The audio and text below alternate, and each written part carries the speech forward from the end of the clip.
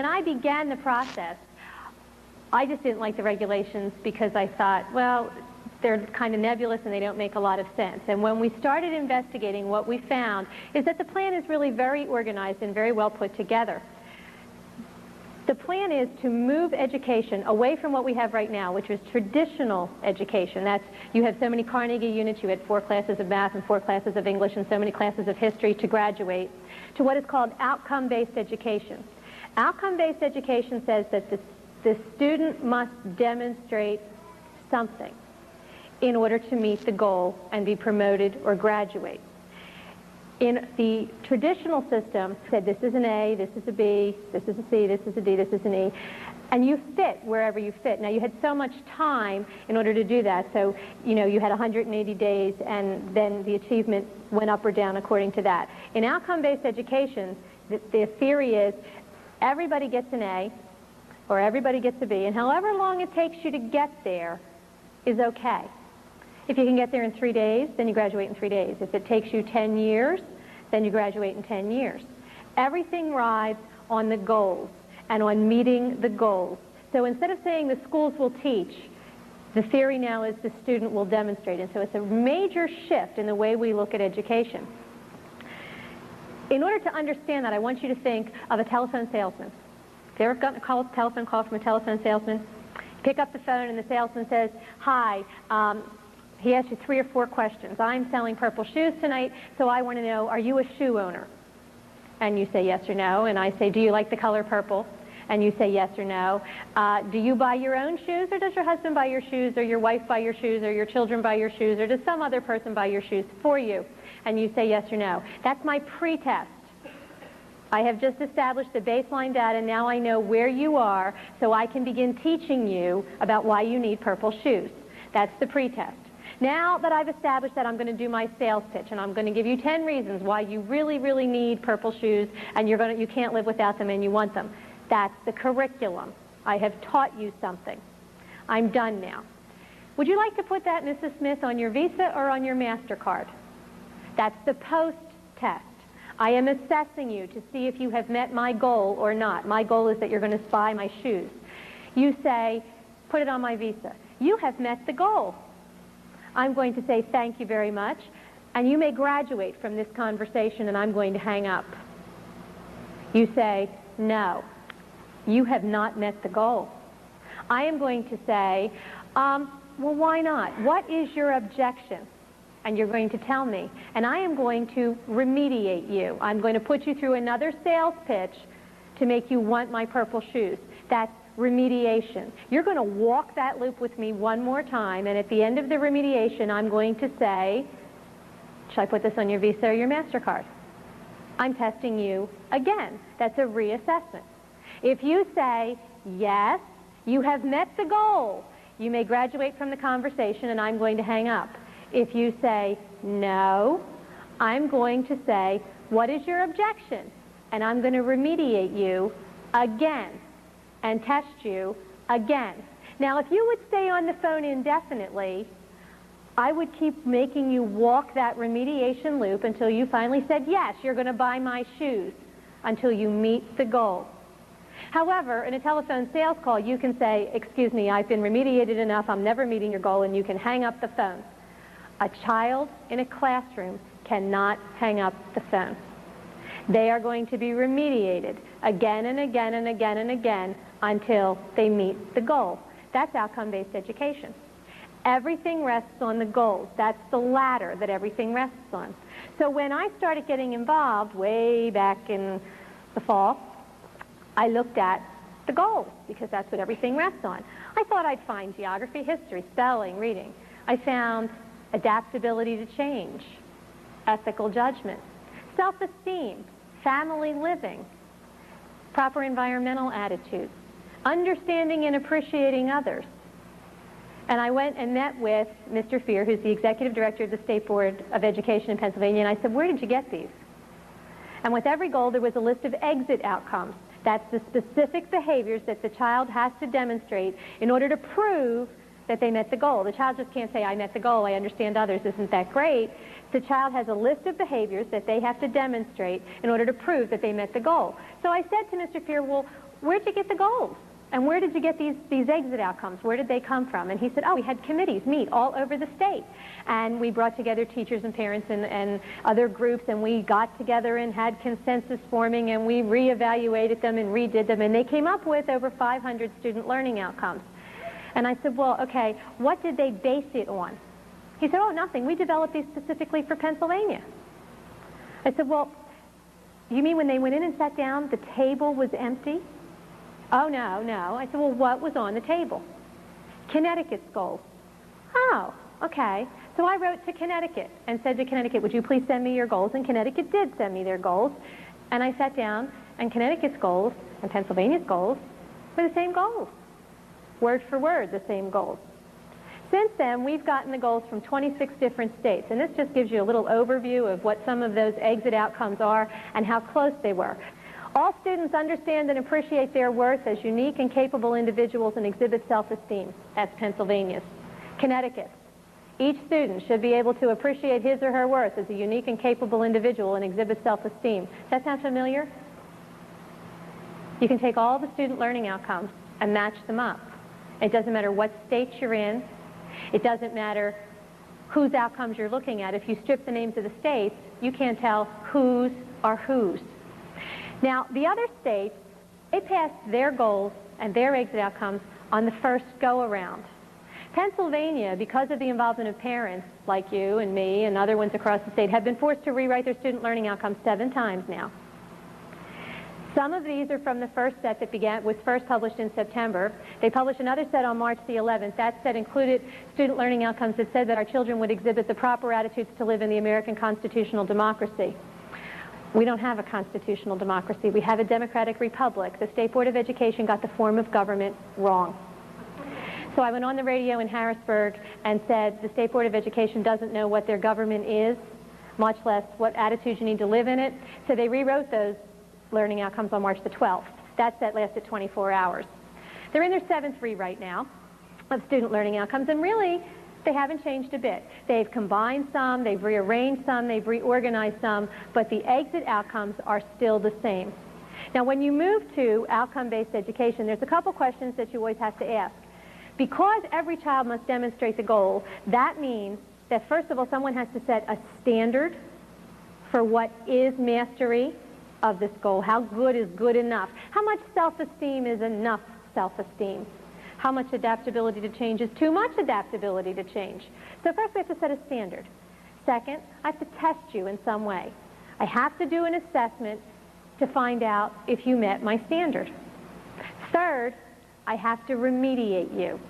If you don't meet the standard, I have to bring in a curriculum or an activity or a program that will in some way change your behavior to make you meet my standard. Now, when you look at Pennsylvania's goals, we asked, what standards do you set? How do you test? How do you remediate? The state's response was, well, we're not real sure about that. So we went looking to see, well, what are you doing right now? Well, right now, Pennsylvania gives a test, and has since the 1960s. It was called the Educational Quality Assessment, or the EQA. It was given all the way up until 1989 when it was finally pulled. Each district took the EQA. It was given in grades 5, 8, and 11. Districts were required to write their long-range plan from the results of the EQA test, the Educational Quality Assessment test. In that plan, each district had to say how they were going to change their curriculum in order to make the children do better on that assessment the next time. Now, if you think about it, that makes sense. You know, if you give the same test in every district, and I give it in your district and your district and your district, and you were first and you were second, but I'm sorry, you were last, what are you going to do? You're going to change your curriculum so you're not last anymore, because that's embarrassing. So the EQA was the basis for curriculum planning for all the districts in the state. And it was a mandatory test. The districts had to take it because they had to base their long-range plan on it in order to get their state money. What did the EQA test? The EQA tested first the 10, then the 12 quality goals of education. When we looked at the EQA, parents thought it was testing reading, writing, self-esteem, citizenship. It tested locus of control, whether you are an internally motivated person or an externally motivated person, whether you stand up against a crowd or whether you go with the flow. And they scored it. There was a right answer to the attitude questions. The right answer was go with the flow. In citizenship, the EQA said it did not test anything in the factual domain. It didn't matter if you knew what the United Nations was. It didn't matter if you knew who the president was or what a president was. Citizenship tested thresholds of behavior. How do I vary reward and punishment to make you do what I want you to do? Sample question. There was an organization called the Midnight Marauders. They went out at midnight and spray painted all over everybody's walls. I would join the group if A, my best friend were a member of the group. Child could say yes, no, or maybe. The correct answer was yes. I would join the group if all the popular kids were members of the group. Yes, no, or maybe. The correct answer was yes. I would join the group if my parents would ground me if they found out. The correct answer was no. You are supposed to avoid punishment, but you are supposed to honor commitments to friends and go with the group. The goal was collectivism. The EQA tested for adaptability to change. What parents were told was, well, you know, our world is constantly changing, and we want people who are going to be able to go with that and survive that. We don't want rigid people who can't cope. Sounds very reasonable. The EQA tested and scored for rapid emotional adjustment to change without protest. That was the state-desired response. The EQA just didn't test the attitudes of children, it scored the attitudes of children. It was a criterion reference test. That means there's a right answer and a wrong answer, and I say what it is. The bottom criteria for the EQA was that students would exhibit what the state called a minimum positive attitude. The 11th grade EQA was written on a reading level between 5th and 8th grade. The EQA, out of over 400 questions, 30 of them were academic, and 385 of them were attitudes. When the district took the EQA, they got back a list from the state of where they fit with other districts in the goal. They had to write their long-range plan in order to change their curriculum to have their children achieve the minimum positive attitude. Well, how did they do that? What did they change? The state said, we'll help you. And they brought in technical assistance, either in person or in what were called resources for improvement packets that the state made available to the districts. Those packets included lists of what were called validated programs. Those are programs from all over the country that had been tested by the federal government and had been proven to change the behaviors and attitudes of children in a specific subgroup. All white male children with two parents who make less than $20,000 a year. All black female children in a single parent family who make more than $50,000 a year. They could divide the children up into what were called targeted subgroups based on your race, on gender, on ability level, on education of the parents, on socioeconomic status. And the programs were tested and then declared validated, meaning that they were proven to work to change the behaviors and attitudes of children in that subgroup. And that's what has been happening in Pennsylvania education since the 1960s. Our curriculum has been moving away from academics and into minimum positive attitude since the EQA. And the EQA is still driving the curriculum because districts used it for long-range planning up till 1989. Why did they stop? They stopped because a mother down in Washington County named Anita Hogue had a son who took the EQA. He came home and said, Mom, this test was really weird. She said, you must be wrong. I'm going to go down to the school and look. And she went down to the school and she said, I want to see the test. And they said, no. And she said, see, I'm the mommy.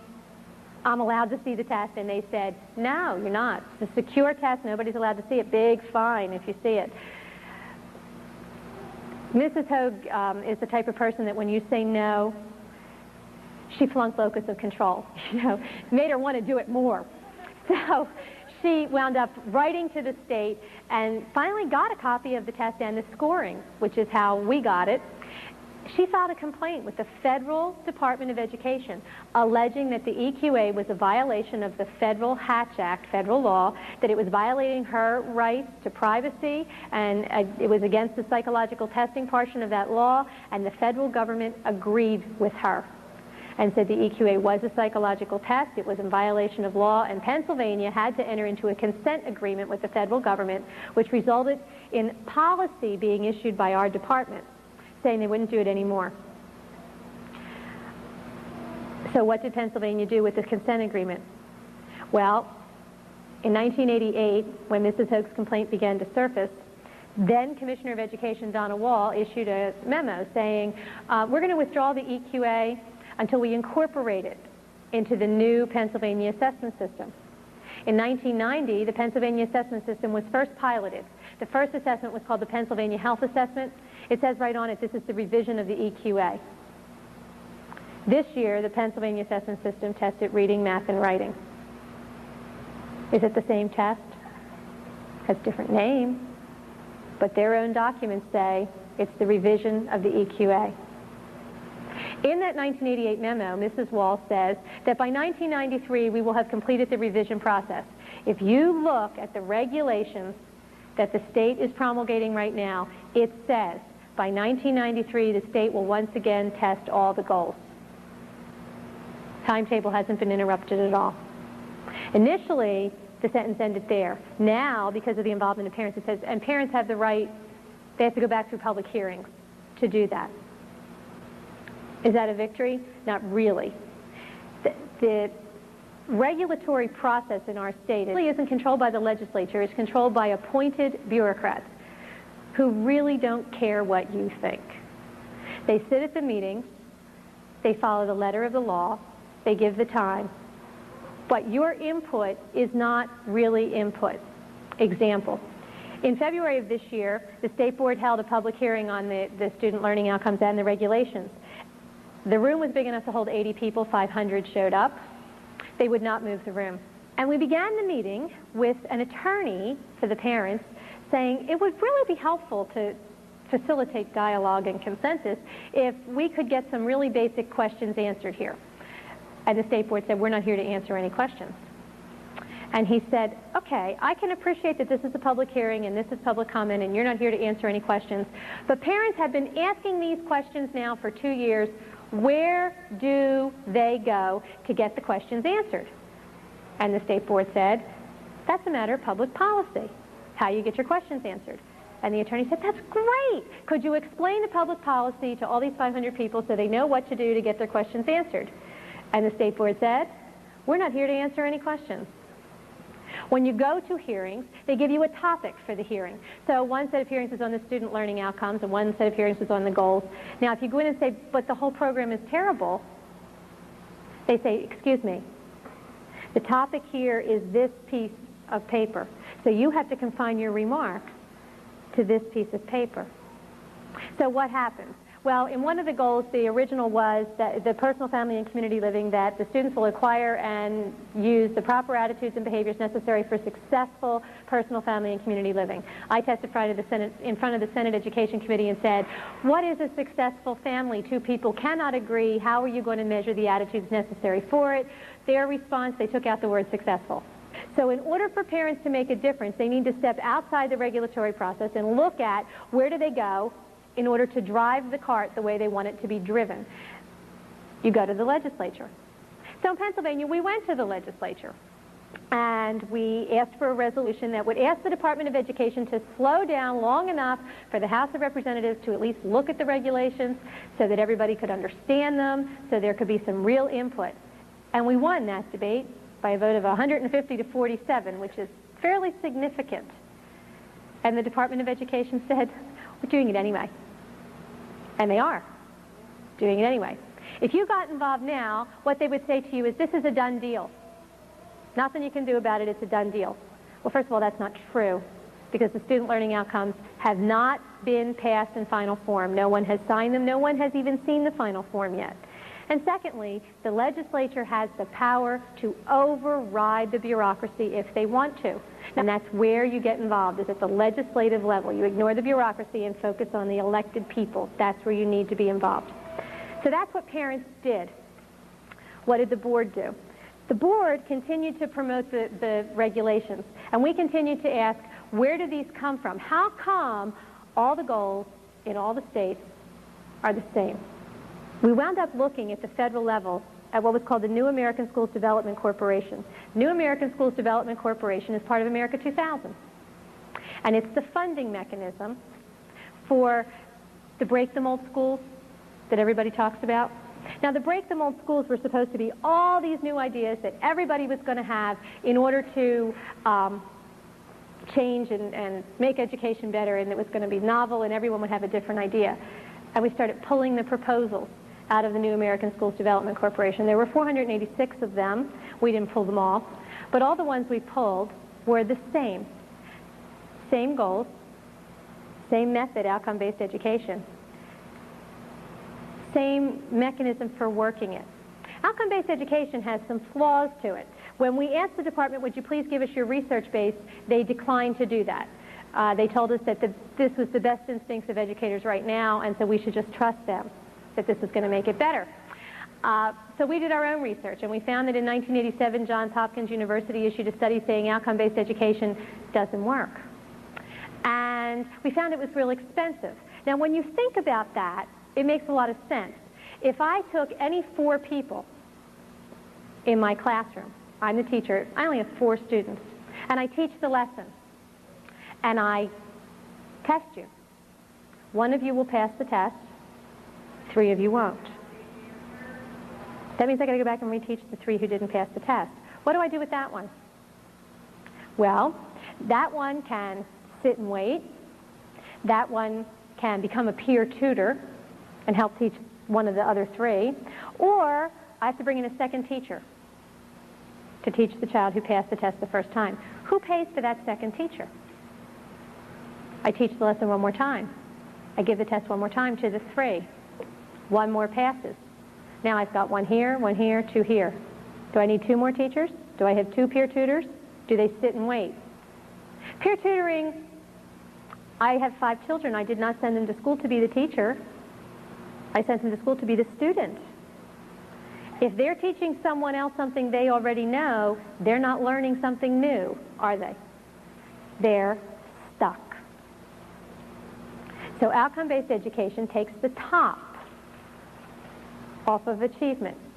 In Pittsburgh the other night, we had a town meeting, and it was more of a debate setting, and one of the presenters for those promoting the idea was a professor from the University of Pittsburgh, and he said the only people objecting to this are people who have good students in their families. That's a very telling statement, because it brings the achievement down. Now, I thought, gee, surely the people promoting this know that this isn't such a good idea. What are they going to do with all of these kids that eventually I'm going to have 30 children in 30 different places? Obviously, I can't have 30 teachers in this classroom. So there must be a plan. When we started pulling the grants out of the New American Schools Development Corporation, we found out that there was indeed a plan. It's called computer-assisted instruction. Each child is tied into a computer, and the computer will serve up the learning nuggets that the child must master in order to show that they've met the goal and can keep on going. Well, if you're tied into a computer, who programs the computer? And how do we know that the computer's serving up the right learning nugget? When we pulled one of the grants, it was called from the Center for New West Learning. Here's the learner. The query is the question, goes into the computer. The computer accesses, in order to come up with the individualized lesson plan, the computer accesses biographical data and learning styles, student information module. I didn't know what that was. So I decided I should look, because what is this computer accessing on my child to serve up the learning nugget? What is a learning style? What is the biographical data? Where did it go? Where did it come from? And who has access to it? And what we found out was that, in fact, the state is compiling data banks at a micro record level. That means that it's available on an individual child.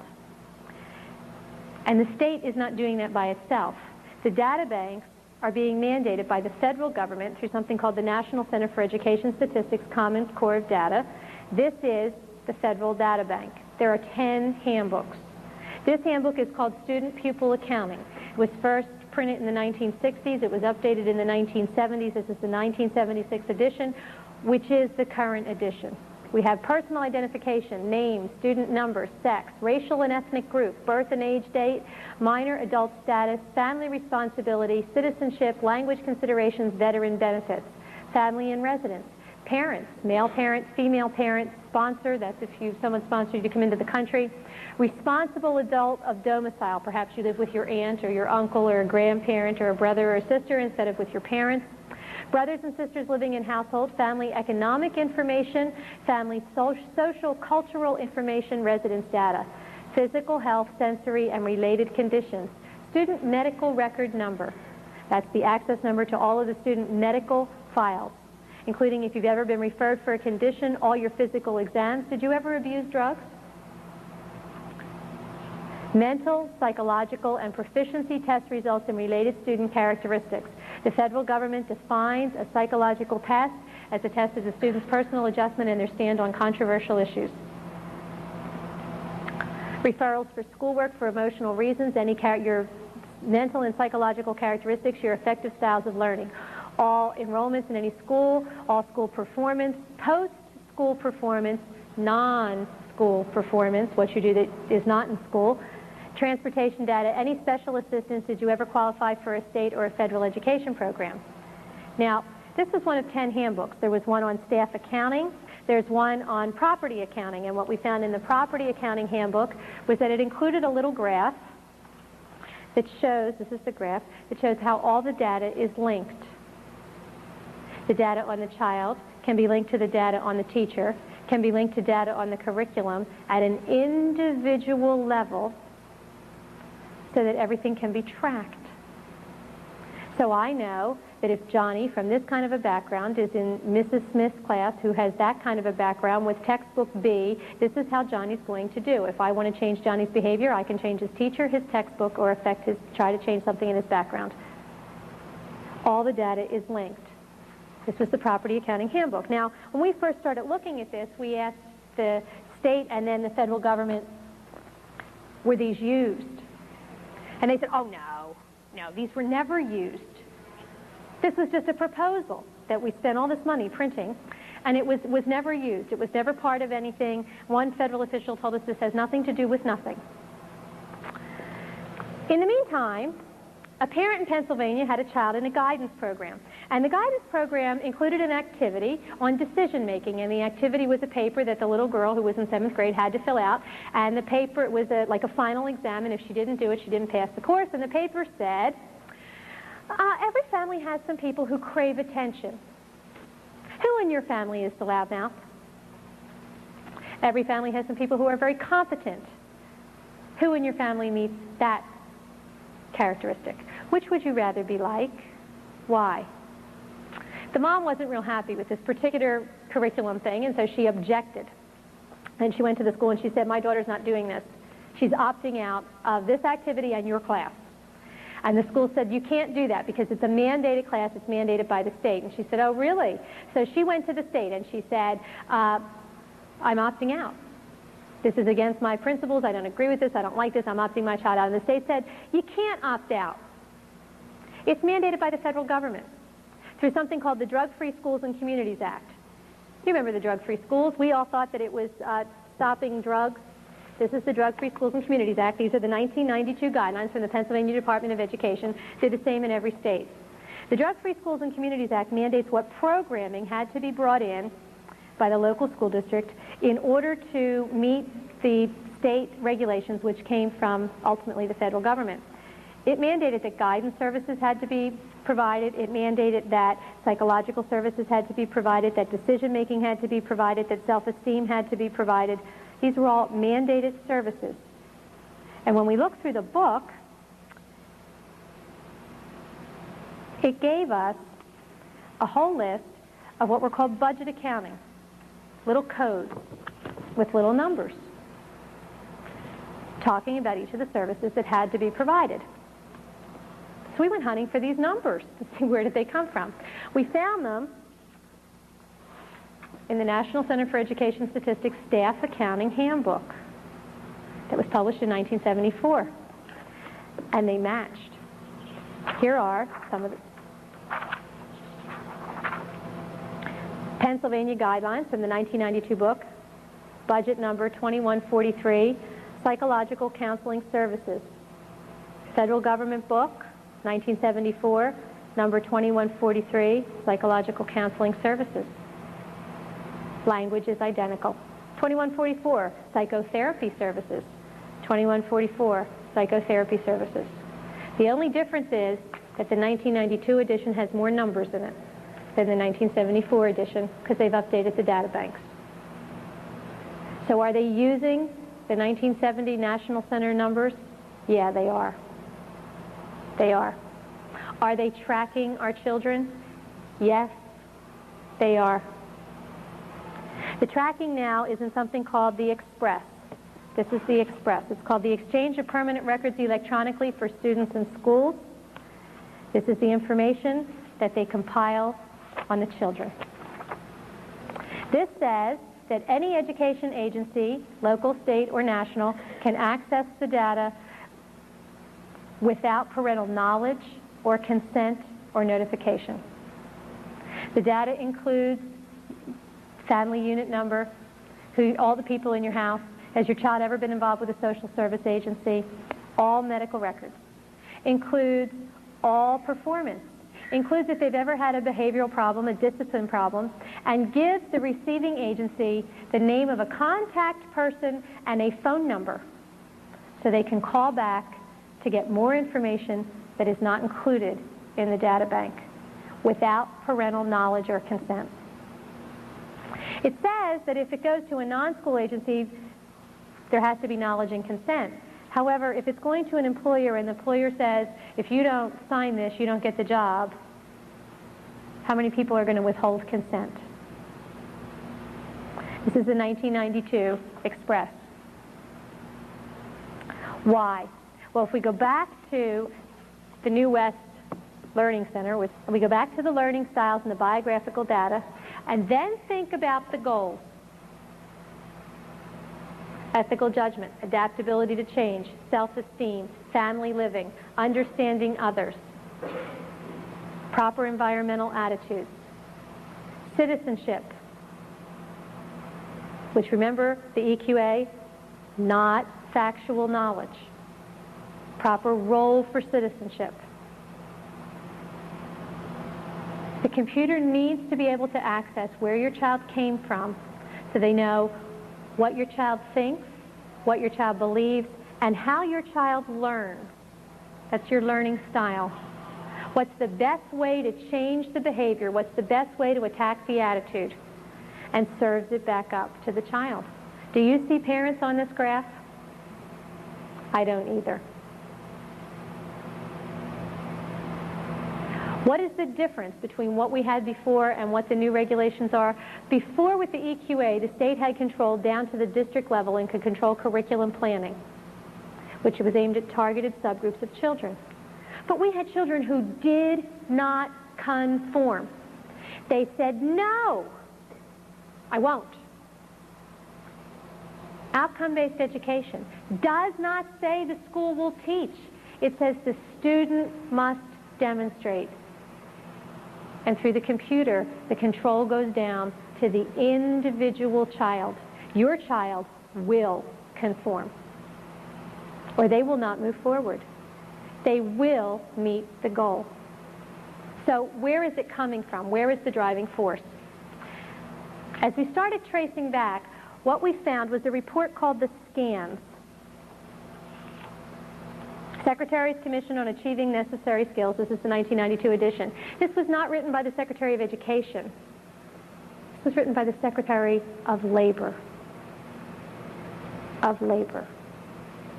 And this, I first saw this report in something I got from the University of Pittsburgh when they were implementing and teaching the implementation of the Pennsylvania regulations. And so we went back to the federal government and got the original. What we found is it's not being driven by education. It's being driven by the big, big, big industries. That's who's driving the changes. When we read the scans talked all about what we need to have the proper worker of tomorrow. And the children were not referred to as children. They were referred to as human resource material, human capital. Just like, you know, your building and your coal or whatever, your wood, whatever you're making, your capital. And this is business telling education what business needs or wants in the worker of tomorrow. This report says, well, you know, all these things we're talking about here, the necessary skills, this isn't pie in the sky. We're already doing this. And then they gave us a list of the things that they were already doing. One of the lists that they gave us included a contract called Work Links from Educational Testing Service. This is the resume. This is an electronic computer resume. Jane Smith is pretend. There's her workplace competencies, her interpersonal skills.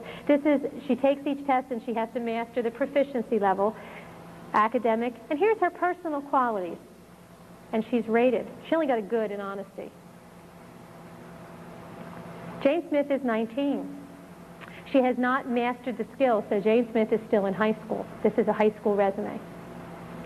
When I first started debating this issue, I used to say to the press, well, see, this is not the schools will teach, this is the student must demonstrate.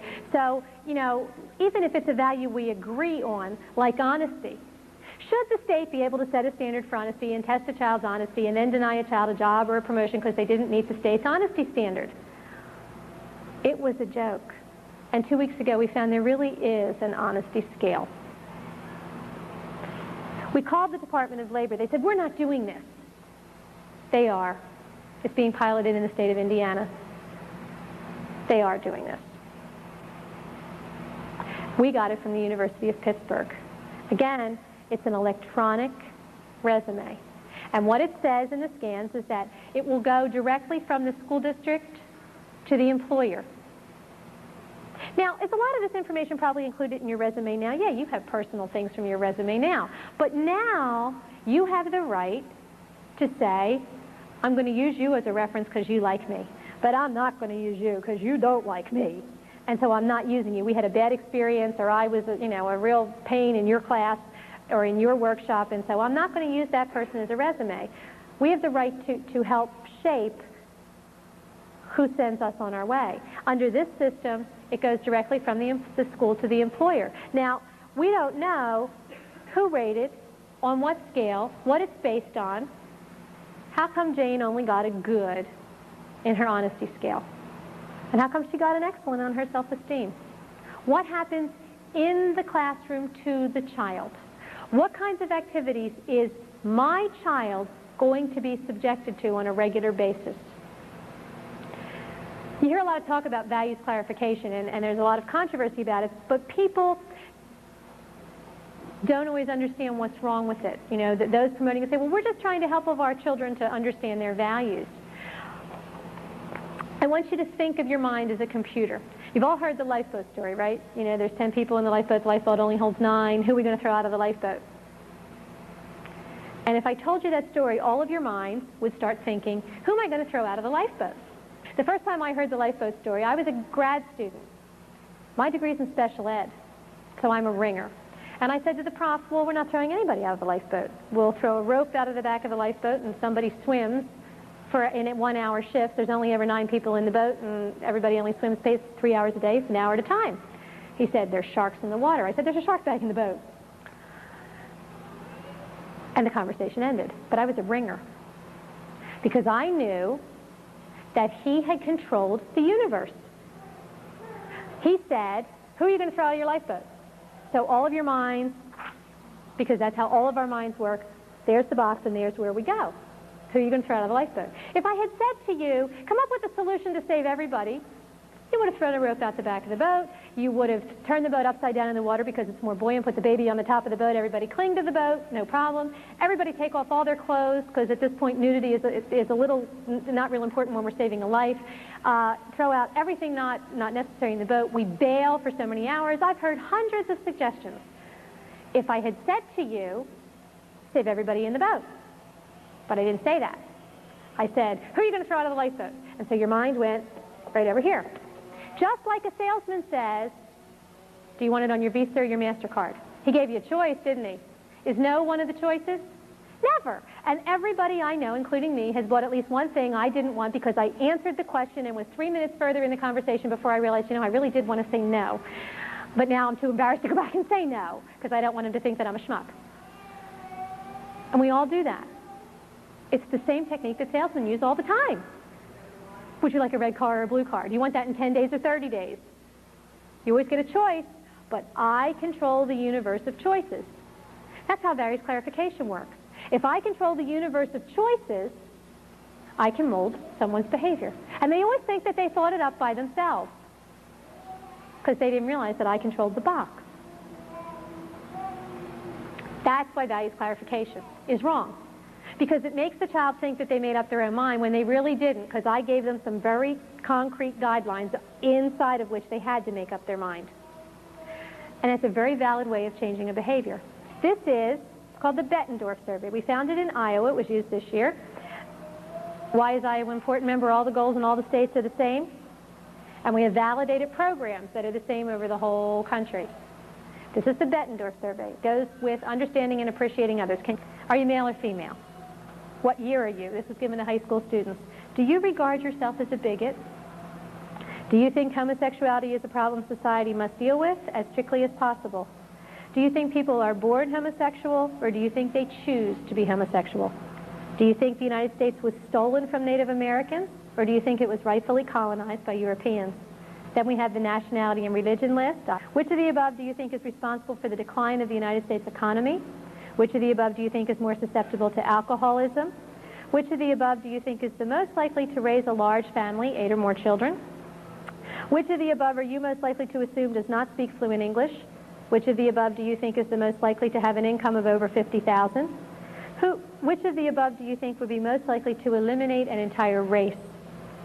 Who has most influenced the way you feel about other races? With whose influence have you most strongly disagreed?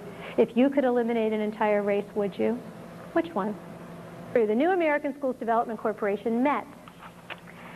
I told you there were 486 grants given to them. On July 9th, they gave a list of the places that got the money, and they gave out 11 grants. Now, I've been telling you that the grants are the same, and I've been telling you that this is talking about who owns the children, and that, in this case, business and the state think they do, and we need to start saying we do. What kind of programs got the money? This is the Connect School, a design for 21st century schools, Massachusetts. It's for K through 12 inner city children. The curriculum will be radically transformed. Portfolios, products, and performance assessment techniques will focus not just on subject matter, but on their abilities, dispositions, and attitudes critical for life and work. This one is in Minnesota. It's called the Community Learning Centers of Minnesota. Social service agencies will offer needed services on site at the school, integrating services with education. Teachers will retain their school charter only so long as state learning goals are met. Many times as I've traveled and talked to people about what's happening in Pennsylvania education and why parents need to get involved, I get told, well, you see, it doesn't matter to me because my children don't go to the public school. My children are in parochial school, they're in Christian school, they're in private school, I homeschool. Simultaneously with the new regulation changes, teacher certification is changing. And in order to be certified, teachers will have to demonstrate that they are competent in outcome-based education and that that's what the colleges will teach, that's what the teachers will learn. Non-public schools have to have certified teachers too. Accreditation is rolling over away from traditional accreditation into outcome accreditation. Non-public schools get accredited because it does better for you if you're going to college if you graduated from an accredited high school. In outcome accreditation, in order to get it, you must give the accrediting board 5 goals, 3 academic, 2 attitudinal, and you must demonstrate to them that you have tracked the change in behavior or attitude in the individual student over time. Doesn't matter whether you're public or non-public. The assessment techniques in the new regulations are what's called portfolio assessments. People think portfolio means a portfolio. I have an art portfolio, I have a science portfolio, pieces of paper. It is an electronic portfolio, much like the one we looked at in the work links, so that no matter where the child goes, whether you change schools or whether you don't, the portfolio will follow you. Please do not think that because your children are not in a public school that you are home free. You are not. The state cannot afford to let a huge bunch of children slip through the cracks, because it will be obvious then who can read and who can't. And one of the things that happens with outcome-based education is, we talked about what happens with all the kids, achievement goes down. Now that doesn't show up because everybody gets an A. It may take you 4 years to get your A, but you're going to get an A.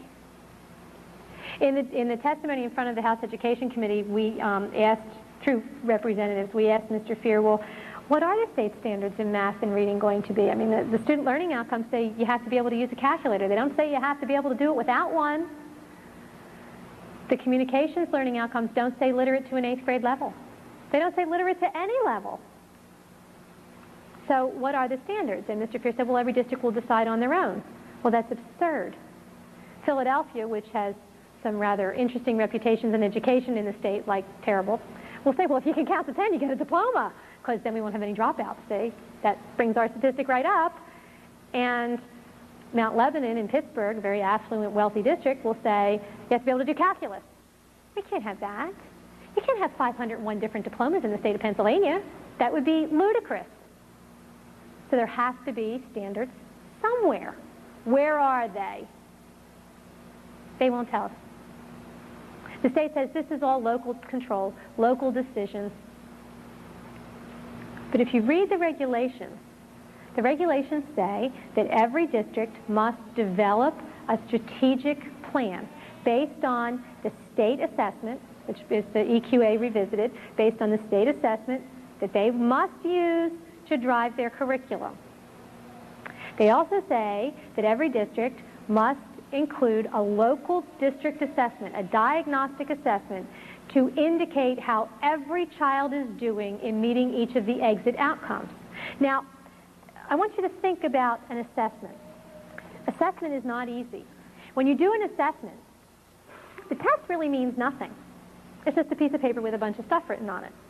What's important is, what do I want you to know?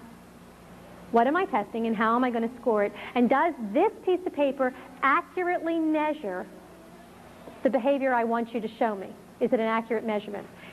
In order to do that, I must first define the behavior, and then I must validate the test, and then I must see if it's reliable. Am I going to get the same numbers over different student populations over time?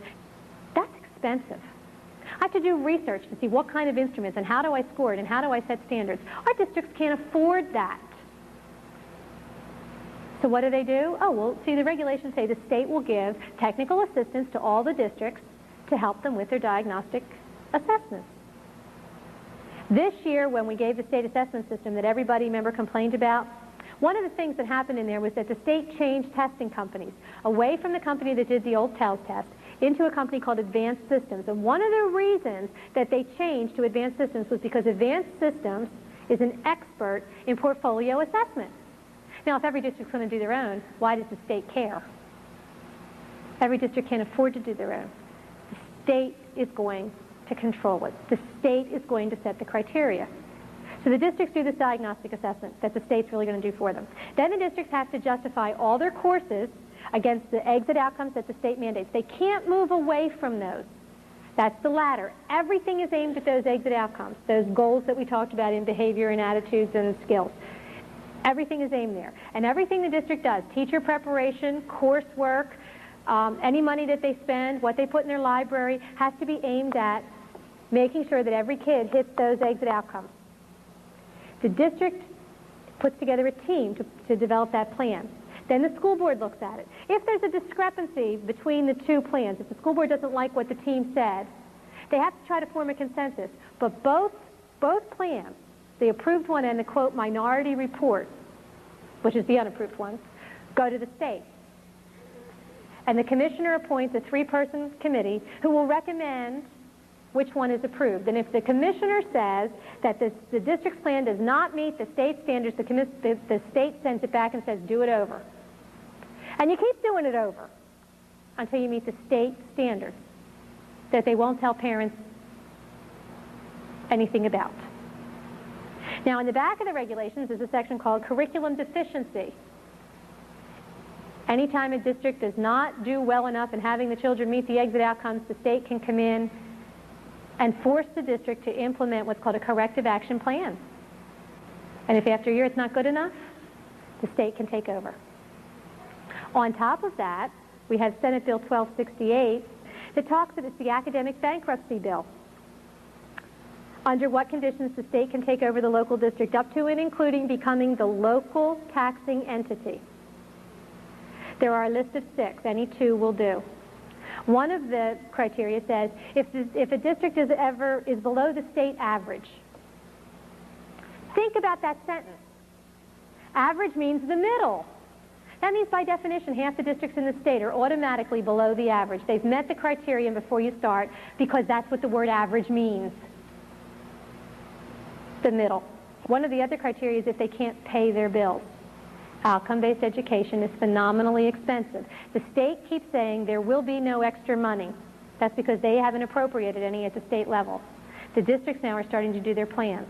We've heard $435,000 the first year, $750,000 the first year.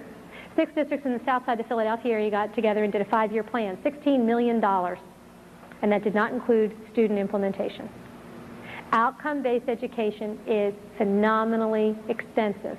It will put the districts into bankruptcy. State can take over. The goal is not local control. The goal is state control. Did the state know that? Yes, they did. When the state board put together these regulations, they held a series of forums, educational seminars, where they brought in national experts to talk to them about what this would do. One of the experts was E.D. Hirsch from the Cultural Literacy Foundation. He said, putting together a common core set of learning goals will have 2 problems. One of them is it will decrease academic knowledge, and the second is it will go against the grain of local control. The state board did it anyway. But now they keep telling people, well, you've got all this local control, see, because you can write your plan however you want. Let's pretend that I come to your backyard and I park a Cessna airplane in your backyard. And I say to you, okay, you can write whatever plan you want, as long as, when you're finished, you have a Cessna airplane. And when you're all done, will your plan look like my plan? Yeah, or you won't have a Cessna airplane, will you? No. So what the state is saying is, here's the exit outcomes, here's the Cessna airplane. You can write whatever plan you want, as long as it looks like this when you're done. There's really only one plan. There's really only one set of standards. There's really only one set of goals. And all the districts are going to look the same, or the state has this very big hammer called academic bankruptcy that can take whatever's left of local control away from the parents. Remember the drug-free schools? You know, the districts heard that the state did it, but it really came from the federal level. And so if we have to work through the state up to the federal level, because this is really a push from the federal level down through the states. When this parent filed her complaint and we wound up finding out that here was the mandate and the mandate came from the federal level, she complained. She filed a complaint at the federal level against the curriculum in her local school district. And what the federal government said was, well, see, the federal protection doesn't apply because there's no federal money at the local district level. The federal government came to the state and said, do you want our money in your block grant? And the state, of course, said yes. And the federal government said, okay, here's the mandate. Federal money stopped there. State took the mandate. State turned around to school district and said, do you want our money in your school district? Yes. Here's the mandate. The federal money stopped at the state level, and so did the protection of federal law. But the federal mandates are jumping that line. And so what we have affecting local district policy in many areas is really a federal mandate and not a state mandate. It's a civil rights issue. You know, I had a reporter say to me, well, you're just mad because, you know, you don't want Marla Thomas talking to your kids. And I said, you know, this system gives whoever is in control of the state the opportunity to mold the character of the children to their values. Whether it's Mother Teresa or Adolf Hitler is immaterial. Neither Mother Teresa nor Adolf Hitler should have the right to mold every child in the state to their particular value system. That's the role of the families in the state. Doesn't matter whether you're liberal or conservative. It's a civil rights issue, you're right. Behavior modification is not liberal or conservative. It changes children to the state-desired response, and whoever controls the state controls the response. And one of the ways you do that is to start contacting school board members, to allow school board members to educate them on what's wrong, give them the gamblegrams, and encourage them to stand up as a district and tell the state no. We have districts that are actually considering suing the state. So if we could get more districts on that, it wouldn't cost any one district a phenomenal amount of money, and it would help back the state off. That's a good thing to do. Working with school board members is an important thing to do, and standing up for your rights in your own classroom with your own children is also an important thing to do. Yeah. If you lower the standards, the academic standards, then it's easier to get a higher graduate level, so your statistics get better. And the plans say that you bring all the social service agencies into the school, so you have a lot more control of the children, and that pushes more and more of the families away. One of the things that Boyertown says, and that is shown up in all the plans, is how they're going to remediate. And the way that they're going to remediate is that the children who don't meet the goals will be the children who are declared special ed. The special ed regulations are moving away from children who have a specific disability to children who do not meet the goals. The Boyertown plan, which is the prototype, says there's going to be an IEP, that's the special ed plan, for all students. In the new regulations, all students will achieve all student learning outcomes to the state standard. So if you have a child who's very good in science but terrible in art, they're going to have to be remediated in art. Where do you get the time? From science. So that all the individual differences for kids are eliminated, because they all have to meet all the outcomes at all the level. It's a, right now we have a bell curve. We have below average, average, and then above average. Well, this levels it so everybody's average. So you take time away from things the child is good at to remediate them in things that they're not so good at. One of the things that I keep hearing from the advocates of this is that, well, see, we have to do this because all the families are doing a terrible job. And people say to me, well, how do you argue with that? I mean, there are two ways to argue it. First of all, we've got lots of schools that are rotten. So let's let them clean up their house before they move into my house. And secondly, schools can't become families. Schools have a very valid place in the life of a child to teach basic academic skills. It's something that children need, that is important, that schools have to do. And when schools leave that base and try to become a family, for a child at risk, they lose twice, because they didn't have a family, now they don't have a school either. My child loses once because he has a family, but he didn't get a school. One of the things they say to us is, well, see, we have kids who come to school without breakfast and kids who are from, disruptive families and all this kind of stuff. And that's true. But in the Depression, we had kids who came to school without breakfast and without shoes. And were from disrupted families. And the children who grew up in World War II had all their daddies go to war and lived in single-parent house where mommy was Rosie Riveter. And they were latchkey children, and they lived in disrupted families. But the schools said, our mission, our goal is to teach academics so that these children, if they live in poverty, have the tools they need to escape poverty, to get out, to learn other ways of life. That's our goal, is to teach those academic skills. Our kids lose twice now because they're not getting academics, and no school can be a family. The whole issue here is who owns the children. The more time you spend with the kids, the more control you have over the kids. It's about control. That's really when you boil it all down, that's what we come down to, is who controls the children of the next generation.